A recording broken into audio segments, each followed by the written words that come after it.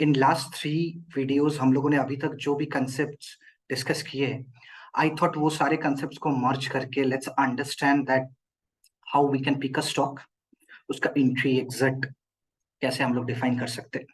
आने वाले समय में डेफिनेटली हम लोग बहुत सारे कंसेप्ट्स के बारे में डिस्कस करने वाले हैं, जो कि धीरे धीरे हम लोग आएंगे। लेकिन एज ऑफ नाउ हम लोगों ने 2-3 कंसेप्ट्स के बारे में इन डेप्थ थोड़ा डिस्कशन किए। लास्ट वीडियो में मैंने बताया कि why volume and delivery percentage is important in any stock picking process. उसके पिछले वीडियोस में I talked about how we can use multiple time frame analysis with a proper trend identification, और उसके पिछले वीडियोस में we talked about basic stock market and how candles are form. So let's understand now. Let's get started. ठीक है, तो as you can see in my screen कि मैंने United spirit का वीकली चार्ट में अभी मैं ओपन करके रखा हूँ। तो व्हाई यूनाइटेड स्पिरिट्स, पहले वो समझते हैं। As you all know that festive season is coming, right? तो as United Spirit is coming under alcohol sector, तो डेफिनेटली वी ऑल नो कि फेस्टिव सीजन में alcohol consumption is going to increase.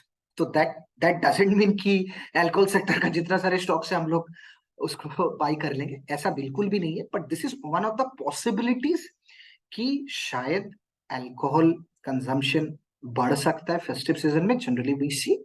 तो हमारा फोकस थोड़ा alcohol sectors में होना चाहिए। That's the reason I started focusing on alcohol sector, जहां से मुझे United Spirits I have found out. now उसके बाद हम लोग डेफिनेटली प्राइस एक्शन देखेंगे, how this particular stock is performing in last few months, और आगे हम लोग देखेंगे कि हम लोग क्या एंट्री कर सकते हैं अभी, या फिर we need to wait for a few days और फॉर अ फ्यू मंथ्स। ठीक है, तो as you can see in this chart, basic price action के साथ नीचे वॉल्यूम बार्स है, उसके नीचे you can see 2 more characters जो अभी तक मैंने क्लास में इंट्रोड्यूस नहीं किया है। आने वाले समय में इन डेप्थ में एक एक टॉपिक को लेके मैं सेपरेट वीडियो बनाने वाला हूँ। फर्स्ट वन इज एकदम नीचे जो आपके है, that is called RS. If you can see in my screen, RS is termed as relative strength. तो basically now to make things little bit clear, अभी मैं जस्ट विद इन 1-2 लाइंस में explain कर देता हूँ आरएस क्या है। आने वाले वीडियोस में इन डेप्थ में इसमें बात करेंगे। So RS is called, as I told, relative strength. Relative strength होता क्या है? तो अगर आप देखोगे ट्रेडिंग व्यू में, रिलेटिव स्ट्रेंथ अगर आप यहाँ पे चूज करोगे, आपके पास 2 ऑप्शंस आएगा। एक है, आपको बोला जाएगा कि आप कौन सा सिंबल चूज करना चाहते हो। यहाँ पे अगर आप देख सकते हो कि मैंने निफ्टी को चूज किया, यू कैन चूज एनीथिंग। मैंने निफ्टी को चूज किया और उसके साथ साथ पीरियड मैंने रखा 55 डेज। सो जनरली 55 डेज 3 महीना को, 3 मंथ्स को रिप्रेजेंट करता है मोर और लेस। अगर हॉलीडेज वगैरह हम लोग देखेंगे तो करीब करीब 3 महीना को रिप्रेजेंट करता है। तो मैंने 55 डेज को कंसिडर किया। तो ये बेसिकली क्या बताता है ना, कि एक पर्टिकुलर स्टॉक जो मेरा भी चार्ट में है, जैसे यूनाइटेड स्पिरिट, ये यूनाइटेड स्पिरिट निफ्टी 50 की अगेंस्ट में लास्ट 55 डेज में बेहतर किया कि नहीं। मतलब लास्ट 55 डेज में निफ्टी ने जितना परफॉर्म किया, क्या यूनाइटेड स्पिरिट्स ने उससे बेहतर परफॉर्म किया या नहीं किया? अगर बेहतर परफॉर्म किया तो आपका यहाँ पे जो पॉइंट आएगा, जो रिजल्ट आएगा, as you can see here, correct, 0.21 is showing. तो अगर ये स्पेसिफिक स्टॉक ने निफ्टी 50 से लास्ट 55 डेज का कंपैरिजन में निफ्टी 50 से बेटर किया, तो ये नंबर हमेशा 0 से ज्यादा आएगा। 0.1 आएगा, 0.2 आएगा, 0.3 आएगा। यहाँ पे you can see that it is coming as 0.21। तो इससे हम लोग सरल भाषा में क्या बोल सकते हैं कि ये पर्टिकुलर स्टॉक ने लास्ट 55 डेज में निफ्टी का कंपैरिजन में बेहतर परफॉर्म किया। इतना हम लोग इंटरप्रेट कर सकते हैं। तो अभी आप ही सोचिए कि ये इंडिकेटर में क्यों यूज करता हूं। बेसिकली ये इंडिकेटर एक पावरफुल इंडिकेटर है जो हमें बताता है कि कौन सा स्टॉक्स को चूज करना है और कौन सा स्टॉक्स को चूज नहीं करना है। तो filter out stocks, this indicator is being used. मतलब आप सोचिए, अगर कोई स्टॉक निफ्टी 50 से बेहतर परफॉर्म कर रहा है, दैट मीन्स स्टॉक में कुछ तो दम होगा। निफ्टी 50 मतलब इंडिया का टॉप 50 कंपनी का एक बास्केट। वो टॉप 50 कंपनी एक साथ on an average last 55 days में जितना परफॉर्म किया, यूनाइटेड स्पिरिट्स ने उससे बेटर परफॉर्म किया। तो इस स्टॉक्स को थोड़ा बहुत तो फोकस देना बनता है, राइट? तो इसीलिए रिलेटिव स्ट्रेंथ में हमेशा यूज करता हूं। अगर अगर चार्ट ओपन करने से ही अगर मैं देखता कि रिलेटिव स्ट्रेंथ मेरा नेगेटिव में आ रहा है, instead of 0.21 it is showing at -0.21, ठीक है, तब शायद मैं उसी टाइम और आगे ही नहीं बढ़ता, प्राइस एक्शन नहीं देखता, वॉल्यूम डिलीवरी परसेंटेज नहीं देखता, multiple time frame analysis, trend identification नहीं करता। But as we can clearly see कि ये रिलेटिव स्ट्रेंथ अच्छा पॉजिटिव है, तो थोड़ा बहुत हम लोग इसमें फोकस अभी कर सकते हैं। Now next is RSI indicator which is very popular relative strength index. इसमें भी डिटेल में हम लोग आने वाले समय में वीडियो बनाएंगे। So relative strength as you can see the number is showing as 76.56। So basically सहज एंड सरल भाषा में अगर मेरा रिलेटिव स्ट्रेंथ इंडेक्स 50 से ज्यादा है, दैट मीन्स वहां पर लास्ट 14 डेज में, यहाँ पे एज यू कैन सी कि यहाँ पे 14 पीरियड्स को मैंने कंसिडर किया है, करेक्ट? तो 14 आरएसआई लेंथ इज 14, तो 14 पीरियड मतलब 14 पीरियड मतलब लास्ट 14 डेज में, starting from here to last 14 candles, right? Last 14 candles में if it is more than 50, if it is showing more than 50, तो हम लोग ये इंटरप्रेट कर सकते हैं कि लास्ट 14 डेज में यहाँ पे बुल्स का एक्टिविटी बियर का एक्टिविटी से ज्यादा था। मतलब बुल्स ने स्टॉक्स को जितना खींच के ऊपर लेके गया, बियर्स कंपैरेटिवली उतना खींच के उसको नीचे नहीं ला पाया। तो आरएसआई से ये हम लोग देख सकते हैं और समझ सकते हैं, if my RSI indicator is showing more than 50%, वहां पे बुल्स का एक्टिविटी ज्यादा। तो कहीं ना कहीं ये दोनों इंडिकेटर एक पॉजिटिव इंडिकेशन देता है टुवर्ड्स दिस पर्टिकुलर स्टॉक कि हम लोग आगे बढ़े, इसका प्राइस एक्शन देखे, इसका वॉल्यूम डिलीवरी परसेंटेज देखे और मल्टीपल टाइम फ्रेम एनालिसिस करके देखे कि स्टॉक्स में क्या चल रहा है। तो अभी हम लोग स्ट्रेट वे चार्ट में चलते हैं। जैसे आप देख सकते हो यहाँ पे मैंने वीकली चार्ट को पकड़ा है, करेक्ट? तो ये पर्टिकुलर वीकली चार्ट हमें क्या बताता है, आप देखिए। ओके, सो यहाँ पे अगर आप देख सकते हो, ये जो लाइन है मेरा, करेक्ट, ये जो लाइन है बेसिकली, ये स्क्रीन को इधर कर देता हूँ। अच्छा, ये जो मेरा पॉइंट है यहाँ पर 8 नवंबर 2021, तो 8 नवंबर 2021 में आप देखिए ये मेरा हाईएस्ट था, अराउंड इसका हाईएस्ट था 1019.95। उसके बाद इसको करीब करीब करीब करीब आज तक का लग गया ऑलमोस्ट, यू कैन कंसिडर 1 साल 10 से 9 महीना, ठीक है, 1 year 9 to 10 months it took to cross this level। तो डेफिनेटली ये एक सप्लाई लाइक एरिया था। अगेन सप्लाई लाइक एरिया है या सप्लाई है, ये मल्टीपल टाइम फ्रेम एनालिसिस में मैंने एक्सप्लेन किया है, और एक बार मैं समझा देता हूँ फॉर अ बेटर क्लैरिफिकेशन कि सप्लाई और सप्लाई लाइक एरिया हम लोग तभी बोल सकते हैं जब इसका ऊपर वाला टाइम फ्रेम जो बाहुबली टाइम फ्रेम है, जो शक्तिमान है, दैट मीन्स अभी हम लोग वीकली में डील कर रहे हैं, इसका मंथली टाइम फ्रेम, अगर मंथली टाइम फ्रेम मेरा डाउन ट्रेंड में है तो इसको हम लोग सप्लाई बोल सकते हैं। लेकिन अगर मेरा मंथली टाइम फ्रेम मेरा अप ट्रेंड में है तो इसको सप्लाई हम लोग नहीं बोल सकते, क्योंकि ये कहा जाता है ट्रेडिंग कंसेप्ट में, ट्रेडिंग कंसेप्ट में, कि अगर मेरा higher time frame up trend में है तो ये सप्लाई आने वाले टाइम में टिकने वाला नहीं है। और ऑलमोस्ट अभी यही चीज हम लोग देख रहे हैं एनी हाउ। तो अभी मैं मंथली ट्रेंड को पकड़ रहा हूँ, तो देखते क्या मंथली ट्रेंड मेरा अप ट्रेंड में है, क्लियर कट अप ट्रेंड में है, वी कैन सी ये मेरा हाई, ये नेक्स्ट हाई, राइट, ये लो, हायर लो। तो मंथली ट्रेंड मेरा अप ट्रेंड में है। तो अगर मेरा मंथली ट्रेंड अप ट्रेंड में है तो क्या मैं वीकली को इसको सप्लाई बोलूंगा या फिर सप्लाई लाइक एरिया बोलूंगा? इसको हम लोग सप्लाई लाइक एरिया बोलेंगे। डेफिनेटली यहाँ से प्राइस तो डिक्लाइन हुआ है, डेफिनेटली यहाँ पे बियर्स ने कंट्रोल किया है, लेकिन as my monthly trend is up trend, ठीक है, तो मेरा जो वीकर टाइम फ्रेम है, जो कि weekly time frame compare to monthly, वहां पे कोई भी सप्लाई रहेगा तो वो जनरली टिकने वाला नहीं है और उसको हम लोग सप्लाई लाइक एरिया बोलेंगे। अभी देखते हैं यहां से अगर हम लोग एक ट्रेंड लाइन खींचते हैं, ठीक है,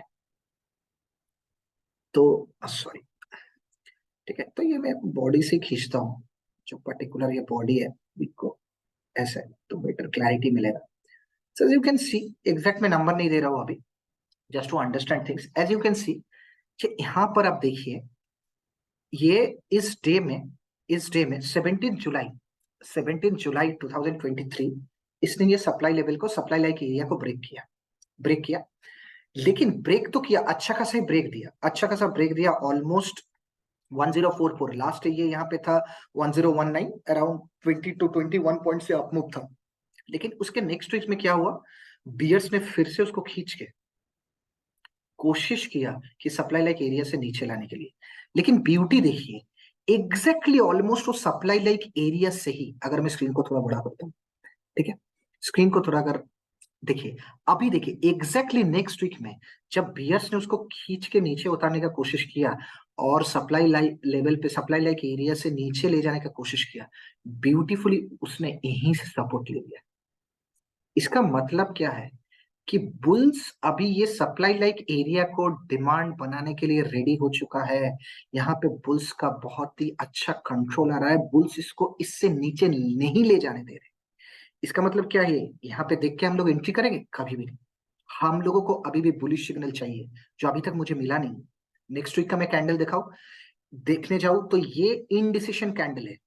इनडिसिशन कैंडल क्यों है, देखिए ये इनडिसिशन कैंडल इसीलिए है क्योंकि यहाँ पे मार्केट को समझ में ही नहीं आ रहा है कि ये पर्टिकुलर कैंडल क्या करना चाह रहा है, उस दिन बायर सेलर्स क्या करना चाह रहे हैं। क्योंकि देखिए ये जहां पे ओपन हुआ, क्लोज भी वहीं पे हुआ, हाई गया इतना दूर, लो भी गया। अगर मैं यहाँ पे क्लिक करता हूं, देखिए ओपन मेरा कहां पे हुआ, ओपन मेरा कहां पे हुआ 1014 में, क्लोज मेरा 1005 में हो गया। लेस देन 10 पॉइंट्स का डिफरेंस है, लेस देन 10 पॉइंट्स का डिफरेंस। लेकिन अगर आप देखोगे इंटायर वीक में इसने हाई पकड़ा 1030, लो गया 986। तो ये रेंज काफी बड़ा है, इसीलिए इसका देखिए बॉटम वीक, ये जो दोनों वीक है मेरा, ठीक है, ये वीक काफी लंबा है, लेकिन बीच का जो मेरा बॉडी है, जो मेरा मेन बॉडी है, वो बहुत छोटा है, क्योंकि जहां वो ओपन हुआ क्लोज भी लगभग थोड़ा उससे कम ही हुआ। तो यहाँ पे बेसिकली कभी बायर्स ने कंट्रोल किया, ऊपर ले गया, कभी बुल्स ने उसको नीचे खींच के लाया, बट अल्टीमेटली ना बायर्स जीत पाए ना बुल्स जीत पाए। जहां पे वो स्टार्ट हुआ था ऑलमोस्ट 10 पॉइंट्स का रेंज में खत्म हो गया। तो ये वीकली कैंडल से भी हम लोग डिसीजन नहीं ले पाएंगे कि इसने कुछ किया है कि नहीं। लेकिन इतना देख रहे, ये वीकली कैंडल भी हमें एक चीज बता रहा है, मतलब 31 जुलाई वाला कैंडल भी हमें एक चीज बता रहा है कि जब जब बियर्स ने इसको इस लेवल से, सप्लाई लाइक एरिया से नीचे ले जाने की कोशिश किया, वहां से फिर से बुल एक्टिवेट हो गए। तो कभी भी आप देखिए कोई भी कैंडल हो मेरा, ये इससे ज्यादा नीचे, ये सप्लाई जो मैं ट्रेंड लाइन खींचा हूं, इससे ज्यादा नीचे नहीं ला ही नहीं पाया बियर्स। तो इससे तो ये कंफर्म होता है कहीं ना कहीं इस लेवल से स्ट्रेंथ मिल रहा है, इस लेवल से बुल इसको प्रोटेक्ट कर रही है पर्टिकुलर लेवल को। फिर उसका नेक्स्ट कैंडल, यह भी कोशिश किया बुल्स ने, लेकिन अगेन वो एकदम ही मेरा जो सप्लाई लाइक एरिया का थोड़ा ऊपर क्लोज हुआ। उसका नेक्स्ट कैंडल भी हम लोग देखेंगे, इंडिसिशन कैंडल। फाइनली मुझे ये जो कैंडल है लास्ट वाला, ये लास्ट वीक का कैंडल ने मुझे एक सॉलिड बुलिश अप मूव दिया है, जो कि पिछला ये कैंडल 17 जुलाई और इस कैंडल का हाई को भी ये ब्रेक कर दिया है। इससे अभी इंडिकेशन हमें लग रहा है कि ये अभी बुल्स, बियर इसको इस लेवल पे, ये सप्लाई लाइक एरिया पे और नहीं ला पाएंगे। यहां से शायद बुल्स उसको ऊपर खींच के लेके चला जाए। करेक्ट।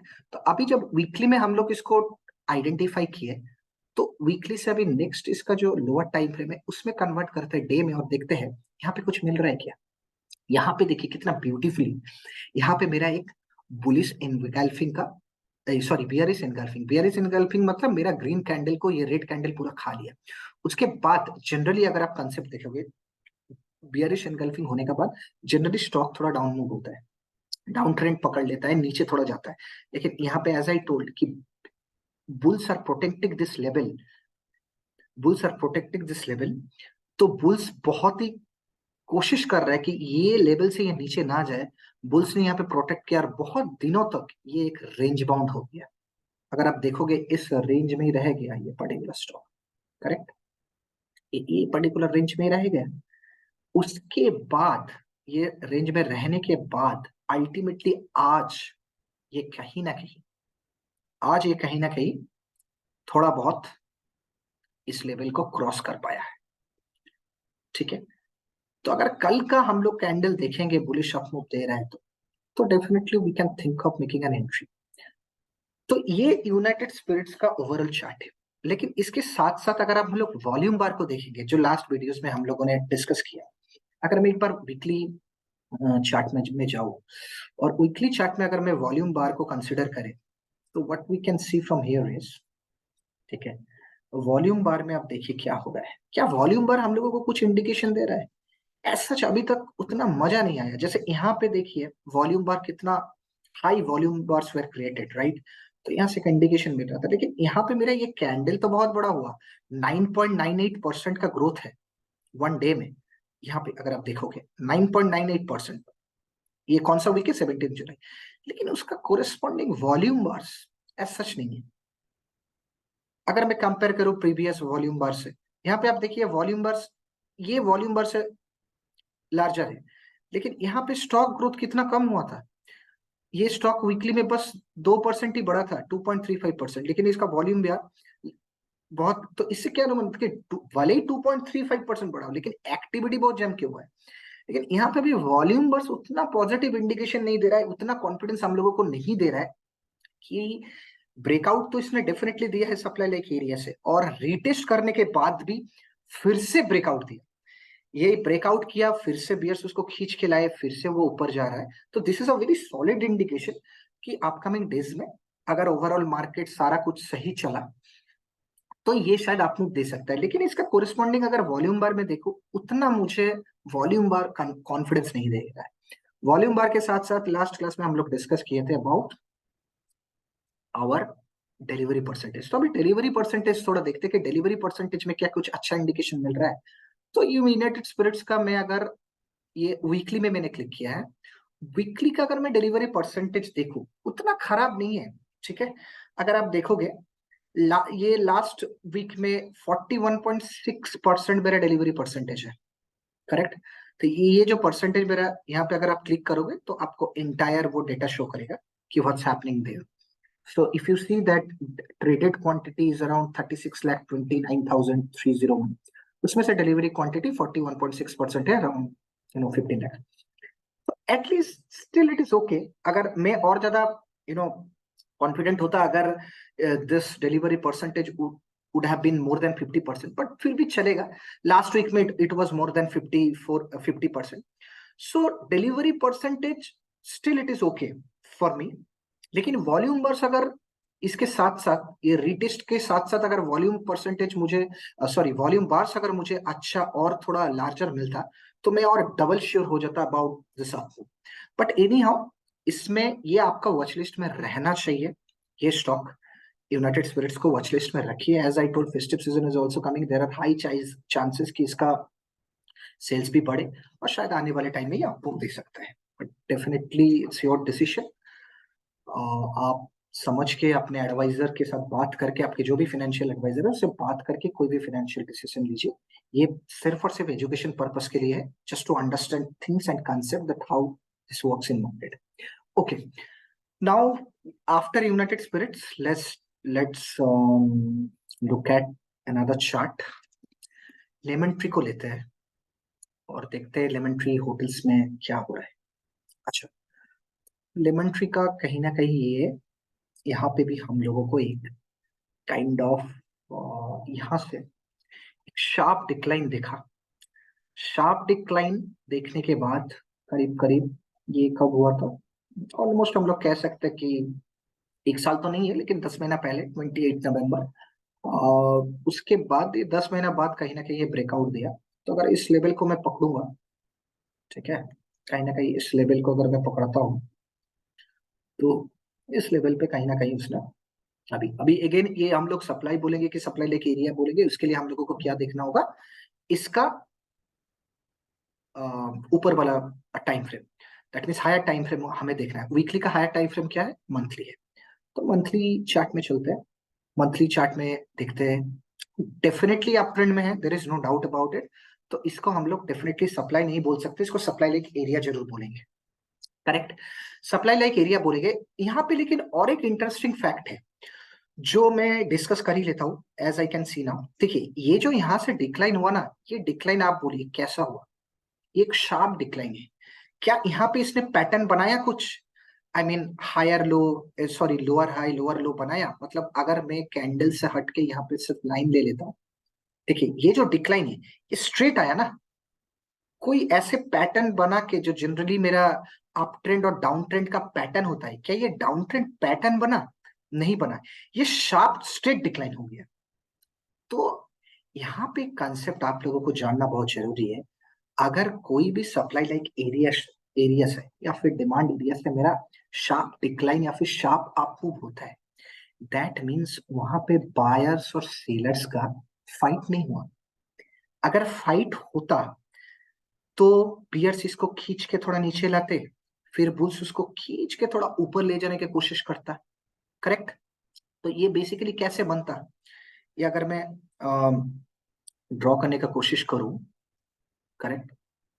सेकंड, अगर मैं इसको ड्रॉ करने का कोशिश करूं तो मैं बोलना चाहता हूं कि अगर यहाँ पे सीन होता तो ये ऐसे जाता, फिर थोड़ा ये ऊपर जाता। करेक्ट।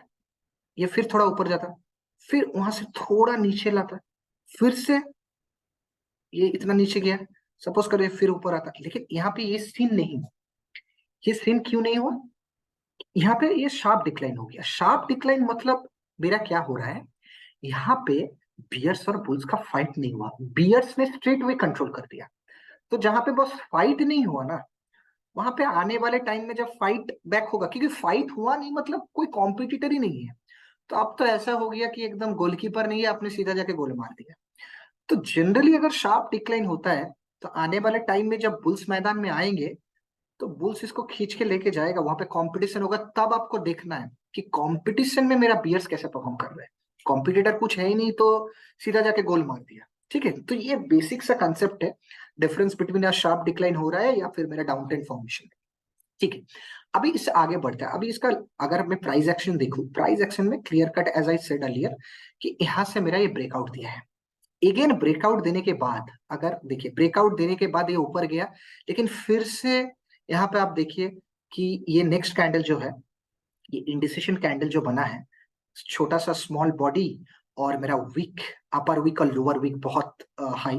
मतलब क्या समझ में नहीं आया मार्केट को, बायर्स और बुल्स और बियर्स को, कि करने क्या वाला है। कभी बुल्स ने इसको खींच के ऊपर लेके गया, कभी खींच के नीचे लेके गया। लेकिन एक चीज देखिए, बियर्स ने बहुत कोशिश किया कि ये सप्लाई लेवल से, सप्लाई लाइक एरिया से इसको नीचे, लेकिन अगेन यहाँ पे बुल्स ने, like we saw in the previous chart for United Spirits, यहाँ पे बुल्स ने फिर से इसको प्रोटेक्ट किया। ओके, अभी इसका ना डेली चार्ट में हम लोग देखते हैं। डेली चार्ट में व्हाट हैज हैपेंड, देखिए डेली चार्ट में आप कुछ डेफिनेटली देख पाएंगे। हाँ, डेली चार्ट में अगर अगेन ये दो जो इंडिकेटर है मेरा नीचे, डेफिनेटली अगेन देखिए ये 0.10 शो कर रहा है। मतलब ये अगेन निफ्टी से बेटर परफॉर्म किया इन लास्ट 55 डेज। और मेरा आरएसआई भी अगर आप देखोगे, आरएसआई भी शोइंग 64। तो 64 एज आई सेड कि अगर 50 से ये ज्यादा है मतलब वहां पे बुल्स का एक्टिविटी, बुल्स का कंट्रोल ज्यादा है। ठीक है, अभी हम लोग प्राइस एक्शन में आते हैं। तो प्राइस एक्शन में आप देखिए ये एरिया में, ये एरिया अगर मैं ये एरिया को लेता हूं जहां से ब्रेकआउट दिया, ब्रेकआउट देने के बाद यहाँ पे ब्रेकआउट दिया, फिर ये स्मॉल कैंडल बना 2 दिन। स्मॉल कैंडल बेसिकली ये 2 दिन इनडिसीजन कैंडल है, समझ में नहीं आया बुल्स और बियर्स किसका फाइट चला और कौन जीता। तो दोनों ही फाइट में ऑलमोस्ट इक्वल लेवल पे आएगी, इसीलिए ये ओपन और क्लोज बहुत स्मॉल है। उसके बाद ये थोड़ा कोशिश किया, फिर से देखिए ये 3 दिन में अगेन बियर्स ने कोशिश की इसको खींच के ले जाने के लिए, नहीं कर पाया। नेक्स्ट ये बहुत बड़ा बुलिश अप मूव मारा अराउंड 6.33% का। फिर से लास्ट 4 दिन में अगेन बियर्स ने कोशिश किया, लेकिन if you see from this area, bulls are trying to create higher high. Correct, अगर आप ये सीन देखोगे यहाँ पे, ये एक हायर हाई था ये पोजीशन में। Let draw it if I can. अच्छा, तो ये पॉइंट पे मेरा एक, सॉरी, ठीक है, देखिए, ठीक है, ये बेसिकली ये पॉइंट पे मैं ड्रॉ कर लेता हूँ। ये पॉइंट पे मेरा एक